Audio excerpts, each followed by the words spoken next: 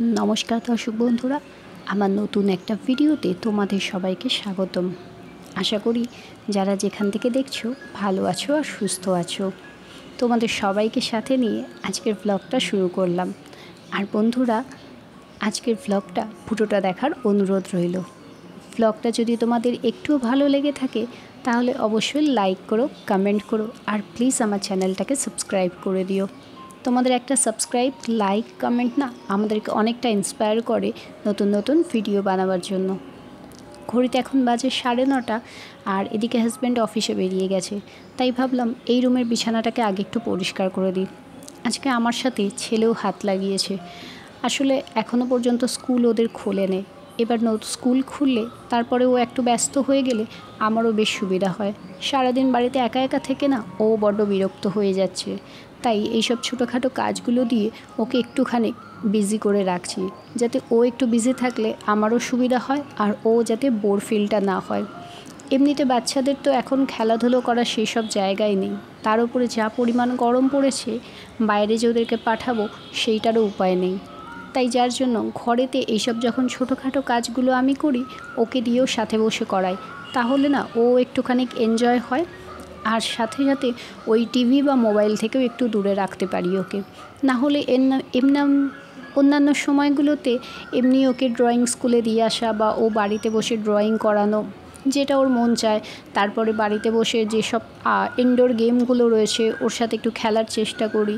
তো এইভাবেই মোটামুটি ওর সাথে একটুখানি সময় কাটাবার সুযোগটা আমিও পাই বা ওরও একটুখানি ভালো লাগে। সকালবেলা আজকে জলখাবার খাওয়া হয়নি। এমনিতেও আজকে বুধবার, আজকে সকালবেলা উঠে একটুখানি আলু, পটল আর রুই মাছ দিয়ে ঝোল করেছিলাম। আর ছেলের জন্য সবজি দিয়ে ঝোল করেছি আর ওর জন্য আলাদা করে মাছটা ভেজে রেখে দিয়েছি। সবার জন্য ওপরেই একসাথে রান্নাটা করে নিয়েছি। শুধুমাত্র শাশুড়িমা বললেন যে উনি আজকে দুপুরবেলা ভাতটা খাবেন না, তাই আমি আর ওনার জন্য ভাতটা করিনি। এমনি তরকারি সমেত ওনাকে সব কিছু দিয়ে চলে এসেছি। এবার উনি ওনার সময় মতো খেয়ে নেবেন। 2-3 দিন ধরে হয়ে গেছেন না, সিঁড়িগুলোকে একদম ঝাড়া পোছা করা হয়নি। যতই কাজের কাকিমা আসুক, ঝাড়া মোছা করে দিয়ে যাক, কিন্তু তবুও নিজে যতক্ষণ না একটা মুছে পরিষ্কার করি না ততক্ষণ একটা সেই মনের মধ্যে স্যাটিসফ্যাকশানটা একদমই যেন আসে না। তাই উনি যতই ঝাড়া মোছা করে দিয়ে যাক না কেন, আমি যখনই একবার করে সময় পাই তখনই কী করি এই সিঁড়িগুলোকে ঝাড় দিয়ে মুছে রাখি। আর সিঁড়ির এই ধুলোগুলো না সবসময়তে কী হয়, উড়ে ঘরে এসে পড়ে। তাই যার জন্য সিঁড়িগুলোকে একটু ঝাড়া মোছা করে রেখে দিতেই হয়। এই টেবিলটাকে যতটাই পরিষ্কার করে রাখার চেষ্টা করি না কেন, এখানটাতে বসে সারাক্ষণ ওই ছেলের বইপত্র ধরে টানাটানি করা, ড্রয়িং পেন্সিল বার করা, এটা ওটা করে বলে না বড্ড বেশি নোংরা হয়ে যায়। তাই ভাবছি এবারে এইগুলোকে সব তুলে দেবো, কারণ এই যে নতুন বই আসবে সানডে থেকে, ওখানে এই সব বইপত্রগুলোকে রাখতে হবে। আর এই পুরনো বইগুলোকে ভাবছি কাবার্ডের মধ্যে ঢুকিয়ে রেখে দিতে হবে। এতদিন রেখেছিলাম, ওই বিকালবেলা হলে ওকে একটুখানি পড়তে বসাবার চেষ্টা করতাম, কারণ অভ্যেসটা ওর যাতে থাকে সেটাই চেষ্টা করতাম।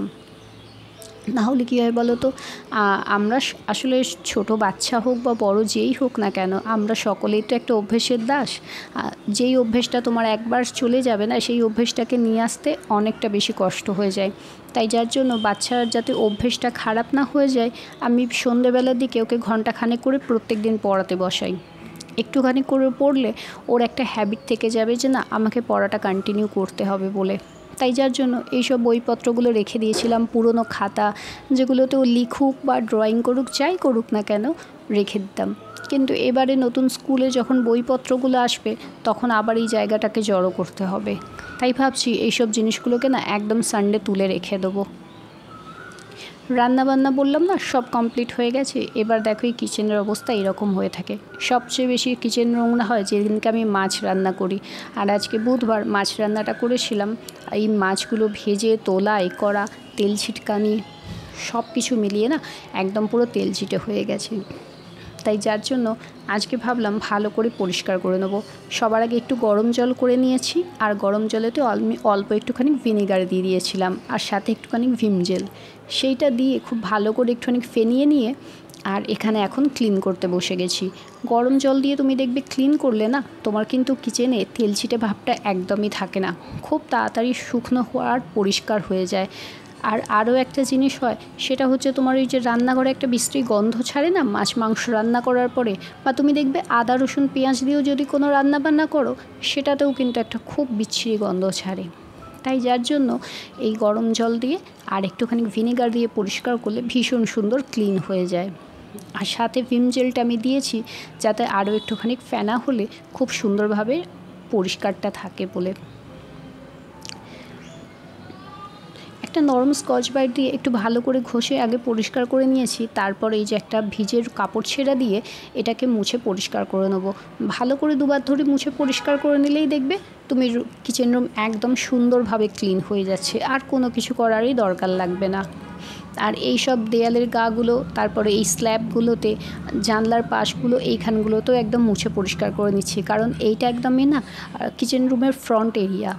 তো যখনই তেল ছিটকায় বা মশলাপাতি যাই হোক না কেন ওইখানগুলোতে ছিটকে পড়ে, তো ওই জায়গাগুলোকেও একদম নিট আর ক্লিন করে মুছে নিচ্ছি। প্রথমবার একবার মুছে নেওয়ার পর এবার একবার ভালো করে না নর্মাল জল দিয়ে মুছে নিয়েছি, আর হচ্ছে গরম জলটা দিয়ে মুছিনি। আর এখন একটুখানি এই কলিনটা দিয়ে একটা শুকনো কাপড় দিয়ে ভালো করে মুছে পরিষ্কার করে নিলাম। ব্যাস, এটা করলেই দেখেছি কিচেন রুম খুব সুন্দরভাবে ক্লিন হয়ে যায় আর কিচেন রুম থেকে কোনো রকম গন্ধ আসে না। কয়েকটা বাসন পড়ে রয়েছে সেগুলোকেও একদম মেজে পরিষ্কার করে নেব, কারণ কিচেন রুমটা যখন ক্লিন করছি বেসিনটা তখন আর নোংরা রাখবো না, একদম বেসিনটাকেও চকচকে করে পরিষ্কার করে নেব।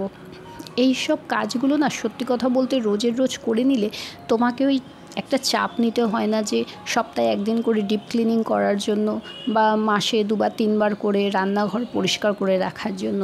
এসব চাপগুলো একদমই নিতে লাগে না। তাই যার জন্য আমি যখনই রান্না করি না কেন সঙ্গে সঙ্গে আমি কিচেন রুমকে এইভাবে ক্লিন করে নিই। মাছ রান্না করেছিলাম, বেশ কয়েকটা বাসনপত্র তো পড়বেই, আর মাছের রান্নায় যাতে গন্ধ না ছাড়ে সেই জন্য কী করেছিলাম, ভিম জেলের মধ্যে না অল্প একটুখানি লেবুর রস দিয়ে দিয়েছিলাম। এমনিতে ভিম জেলে তো লেবুর রস থাকেই একটা, কিন্তু কতটা থাকে সেটা জানি না, তা সত্ত্বেও আমি কী করেছিলাম অল্প একটুখানি লেবুর রস দিয়ে দিয়েছিলাম। দিয়ে আর এই যে বাসনগুলো মাজতে দেখো, বাসনগুলো থেকে না ওই যে তেলছিটে গন্ধ হোক বা একটা তেলছিটে ভাব থেকে যাওয়া সেটা কিন্তু একদমই আসে না। তাই যার জন্য ভিম জেলের সাথে আমি কি করেছি অল্প একটুখানি কাঁচা লেবুর রস মিশিয়ে দিয়েছিলাম দিতে, আর এই যে খুব সুন্দরভাবে চকচকে করে পরিষ্কার হয়ে গেছে। রান্নাঘরটা কীভাবে ক্লিন করে মুছে নিয়েছি, আর শুধু বাকি রয়েছে বেসিনটা। আজকে যেটাতে ভিম জেলটা দিই সেই কন্টেনারটাকেও ভালো করে ধুয়ে পরিষ্কার করে নিয়েছি। আর এইসব হাত মোছার রুমাল, তারপরে রুটি রাখার যেসব রুমাল যেগুলো রাখি সেগুলোকে তো প্রত্যেক দিনই আমি সাবান জল দিয়ে পরিষ্কার করি, তাই ওগুলোকে এখন বেশ কিছুক্ষণের জন্য ভিজিয়ে রেখে দেবো। ওগুলো ভিজে হয়ে গেলে তারপর পরিষ্কার করে ধুয়ে আর ছাদে শুকোতে দিয়ে আসবো। তো চলো আজকের মতো ভিডিও আমি এখানেই শেষ করছি। ভিডিও যদি ভালো লেগে থাকে তাহলে অবশ্যই লাইক করো, কমেন্ট করো, আর আমার চ্যানেলটাকে সাবস্ক্রাইব করে দিও। আর অবশ্যই বন্ধুরা একটা লাইক তোমরা দিয়ে যেও আমার চ্যানেলতে।